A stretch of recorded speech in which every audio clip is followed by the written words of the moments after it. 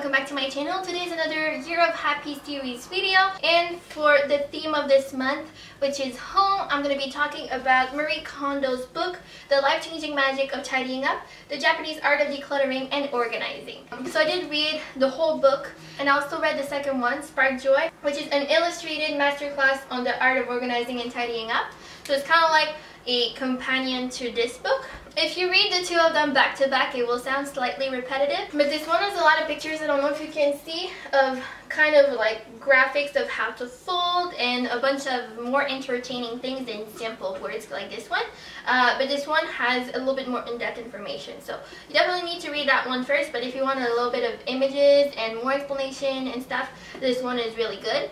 I personally really enjoyed it. So in today's video, I will kind of be telling you a few of the tips that I've learned in there. So kind of like the whole tidying process, the Konmari method, and also share a little bit of my experience with it so far. So before we get started, I think it's important for me to admit that I'm a little bit of a hoarder, especially when it comes to clothes. But I kind of like to stock up and like be prepared for any type of eventuality. So I do own a lot of stuff. I also tend to buy too many of everything. So to me, like, embarking on this minimalism journey is definitely a good step towards personal development. So one of the reasons why I hate getting rid of stuff is the fear of the future, and she gets a little bit into that in the book. But it's basically, I kind of want to be prepared for everything, so I need something for everything. You kind of know the feeling. Some people are also stuck in the past. That's not as much my style, and some of them are kind of both. I think I'm definitely more fearing the future than anything else. So when I was preparing for my apartment tour, last week's episode, I realized that I had a lot of stuff. I kind of knew it already, but that time I was just like, I own way too many things, especially clothes. Clothes was a big one, but also like I have a lot of stuff I don't use that I don't need. So I think it's like the perfect time to start getting rid of things. So I actually started a minimalism series that's going to start with the Konmari method, and if I learn other things I might like go on and stuff with those other methods as well. But for now, I did do my closet. It's on my second channel, which I just relaunched. I haven't made any official announcement or anything, but if you want to watch the video, it's going to be linked down below. So it's just me sorting through all of my clothes, getting rid of a lot of stuff, and I also attach a link to the blog post where I kind of share a little bit of my feelings with that and all of that stuff. So if you want to follow my step-by-step and category by category journey, make sure to go on my second channel and subscribe so you don't miss any episodes, because there will be on the second channel. So without further ado, let's just get started with the tips that I learned in the book. The first thing is to sort by category and not by location. So I feel like most people tend to sort by location, just like I'll do the kitchen today and the bathroom tomorrow and the bedroom and blah blah blah. But she makes a really big point on how it's way easier if you sort by category, which means like all your clothes regardless of where they are in your house, and then like all your books regardless of where they are in your house, etc. And she also has a specific order for categories that she perfected through her career, where she basically starts with the easier stuff and ends up with the harder stuff. So it goes as follows: clothes, books, paper, kimono, which is miscellaneous, and finally mementos or sentimental items. Within clothes, she does have subcategories because clothes is a really big category. So you should probably start with tops, then bottoms, then clothes that need to be hung, then socks, underwear, then bag accessories, clothes for special occasions, kind of like swimwear or uniforms and stuff like that, and finally shoes. For the book, she does have a certain order. Not everybody needs it, but if you have a lot of books, start with general, the one that you read for pleasure, then practical, like any textbook, references, cookbooks, that type of stuff, and then visual, so any type of photo books, image books, that type of stuff, the ones that you keep like on your coffee table and that just look good, and finally magazines.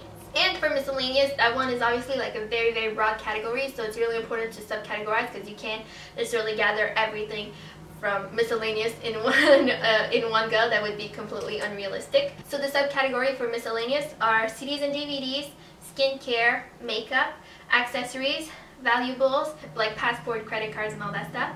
Then electrical equipment and appliances.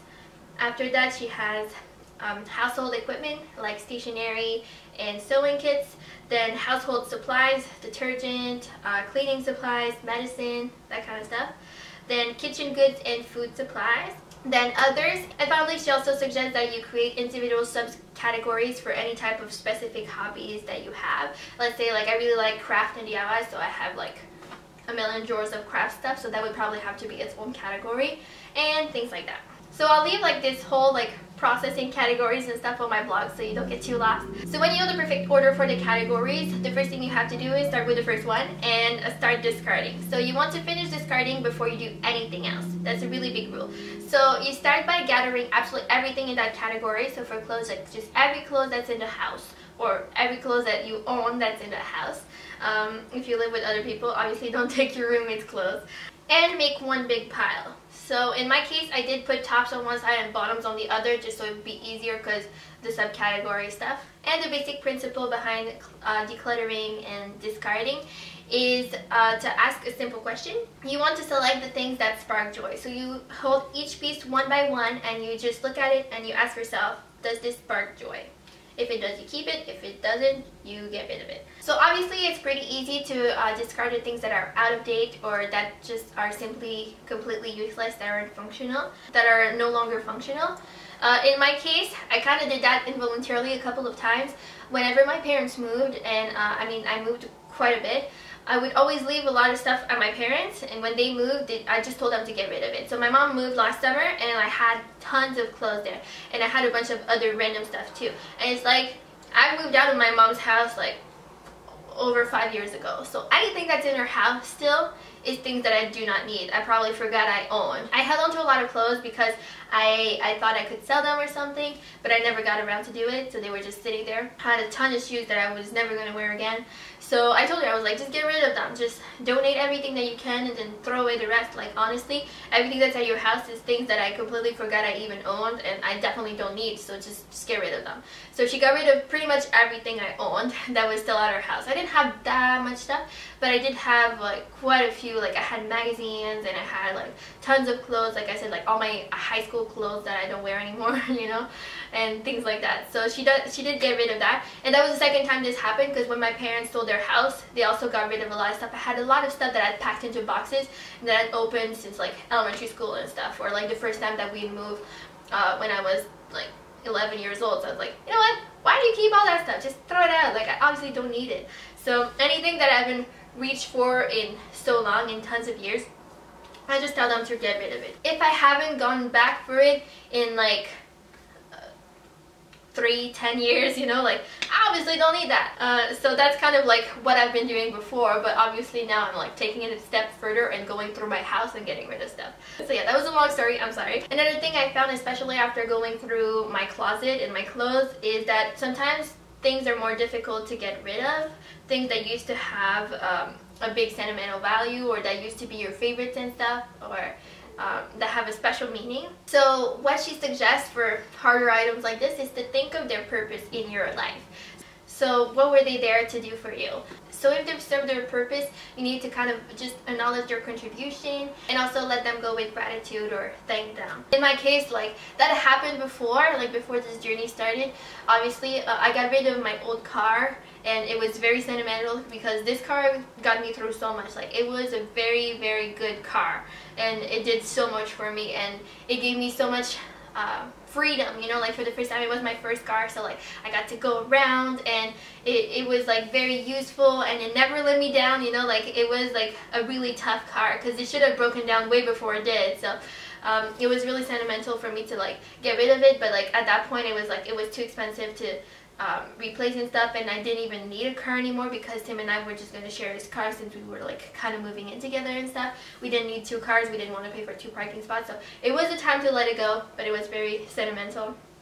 So I kind of just thought about everything it done for me and stuff. So I kind of did that a couple times before, but I never did it for clothes or anything smaller. Like, I did it for my car and I did it for my old laptop, but that's pretty much it. So if you watch the first episode of my minimalism series, you'll see me kind of struggling to get rid of some of the most sentimental items, but I did. I put a bunch of them in the donation pile thinking that they might make somebody else happier, and they've done what they had to do for me. So yeah. And for the discarding pile, I kind of split it in 3. So So I made a tiny little box for selling stuff, like really good quality stuff that I think I might be able to sell and make a little bit of money off of it. Then I have a huge bag full of donations, things that are still good but that I'm just gonna give away. And finally, a tiny little trash bag of things that were so worn that they shouldn't have been in my drawer. They should have been gone a long time ago. Then we moved on to storage. And I'm actually gonna share like kind of like 10 rules of storage that I found in the book. So the first one is to stand your clothes upright in your drawers. And what it does is like it helps you see everything, and that's actually something I've been doing forever, ever since I was really young. I thought it was kind of useless to have it stacked because I would never remember what's at the bottom, and it would be so difficult to find anything I wanted in my drawers. So I've always been kind of standing my stuff up so I could just see it all at one glance when I opened the drawers. But that's a concept that's really important in her method. So vertical storage, that's a really good one. And the second rule of storage is to have your clothes in your closet rise to the right. So you want your thick and longer items on the left, and then your light and shorter items on the right. So there's like this really nice incline like this, and rising to the right is supposed to like just make you happier. Number 3 is to get rid of any unread or unfinished books. Most times if you haven't gone around to read it, you probably never will. So she wants you to get rid of any book that just truly doesn't have a purpose in your house. Number 4 is about paper decluttering, and her rule of thumb is to get rid of everything.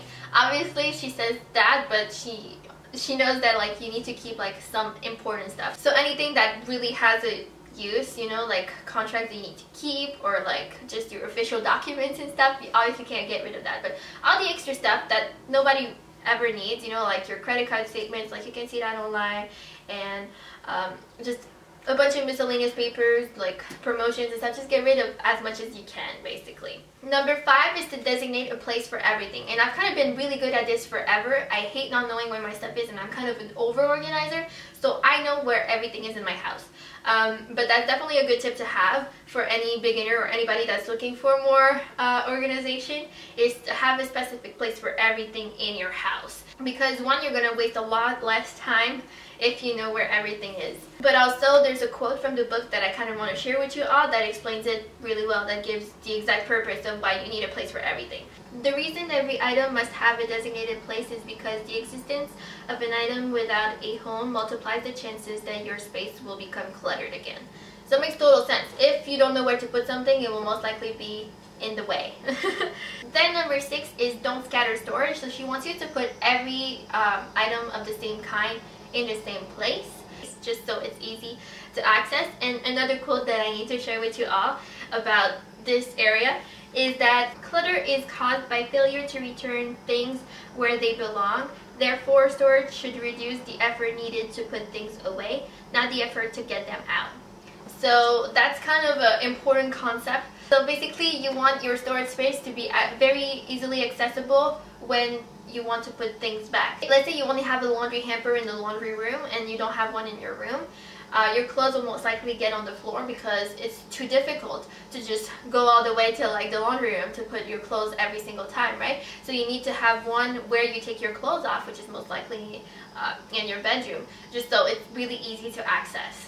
Number 7 is to keep less frequently used things in the back. That's kind of an obvious one, but anything that you don't need on a daily basis should be less accessible than the things that you use every day. You want the things you use every day more easily accessible. Number 8 is to store bags into bags. So that's something that she learned, and something that she shares, is in order to like save space, you need to put bags into bags if they're the same kind and stuff. It's really easily seen in the Spark Joys. She has a lot of graphs that explain it better. Number 9 is to get rid of labels. She says that written information on products and all of that stuff creates unnecessary noise, and by that she just means there's so many words like kind of screaming at you and stuff. So just get rid of as many labels as you can. And finally, number 10 is not a rule, more of a result of all of that.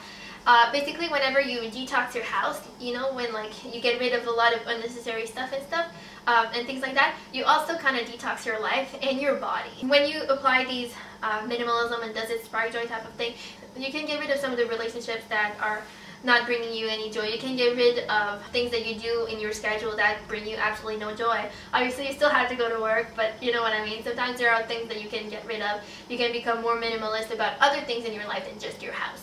And also your body, because Personally, I can already feel it after one, and I said it in the episode of my minimalism series, but even just doing my closet, I feel so much lighter. I didn't expect to feel that much lighter and that much freer and happier from one tiny little step, so I can't wait to do the rest of my house and feel even lighter every single time. Alright, so that's it. I'm sorry if this video was crazy long. There was a lot of information. I will leave everything in a blog post down below in case you want to reference it. Don't forget to go check out the first episode of my minimalism series on my second channel. It will be linked down below, and don't forget to subscribe to that second channel so you don't miss any episodes. So that's it. I hope you enjoyed it. I hope you're excited for the rest of my minimalism journey. I am so excited, and I can't wait to share it with you all on my second channel. Make sure to thumbs up the video if you enjoyed this Year of Happy series and if you're excited for more. Also, leave any tips for minimalist and minimalism down below because I'm a noob and I definitely need some advice. Thanks for watching. I love you guys, and I'll see you all in my next video. Bye!